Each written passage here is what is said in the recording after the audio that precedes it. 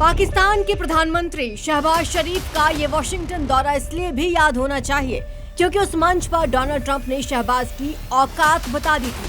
पहले मंच पर इशारे से उठाया, फिर कान में कुछ कहा।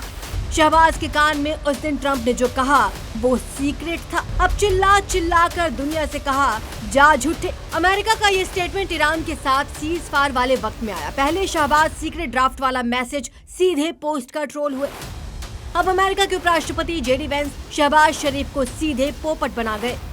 जब सीज फायर में लेबनान नहीं था तो शहबाज ने क्यों बोला बड़ा झूठ। आपको जेडी वेंस का वो स्टेटमेंट दिखाते हैं जिसमें उन्होंने शहबाज की पोस्ट में लेबनान वाली बात को मार्क करते हुए अपनी बात रखी। कहा तो शहबाज मुनीर पूरी दुनिया में शांति दूत बनने वाली फीलिंग ले रहे थे, लेकिन अमेरिकी नेताओं ने इनकी पोल ऐसे समय पर खोल दी जब शुक्रवार यानी कि 10 अप्रैल को सीज फायर पर अपनी बात आगे बढ़ाने वाले हैं। सीज फायर पर अमेरिका का रुख क्या है ये जेडी वेंस ने क्लियर कर दिया। अब इसे लेकर पाकिस्तानी मीडिया हैंडल पर ऐसे मीम्स वायरल हैं जिसमें ट्रंप सीज फायर का ड्राफ्ट मैसेज लिखवा रहे हैं। अब ऐसी बेइज्जती के बीच शहबाज सीज फायर की शर्तों पर आगे की बैठक पाकिस्तान में कराने जा रहे हैं। इसकी सारी तैयारियां हो चुकी हैं, लेकिन अमेरिका के बयानों से बैठक से पहले ही माहौल पेचीदा हो चुका है। दरअसल सीज फायर में लेबनान की बात शहबाज शरीफ ने कही थी। पोस्ट में लेबनान समेत सभी पक्षों से युद्ध रोकने पर सहमति की बात कही थी। सीज फायर पर ट्रंप ने साफ कहा लेबनान का शामिल होना हमें मंजूर नहीं।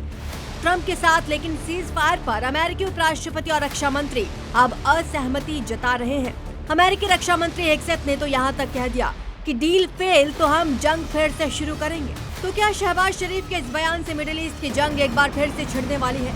क्योंकि सीज फायर में लेबनान के शामिल होने की बात पर यकीन ईरान ने भी किया था। लेबनान पर हमले को लेकर ईरान गंभीर इसलिए भी है क्योंकि उसने इजरायल के खिलाफ जंग ईरान के सपोर्ट में शुरू किया था। लेकिन सीज फायर के बाद इजरायल ने लेबनान के रिहायशी इलाकों से लेकर हिजबुल्लाह के ठिकानों पर हमले पहले से भी तेज कर दिए। इसे अमेरिका भी पूरा समर्थन दे रहा है क्योंकि अमेरिका भी मानता है कि लेबनान सीज फायर में शामिल था ही नहीं। इस हाल में सबसे बड़ा सवाल ये कि लेबनान को लेकर झूठ क्या शहबाज और मुनीर ने किसी रणनीति के तहत फैलाया या इसके पीछे अमेरिका का कोई सीक्रेट गेम है?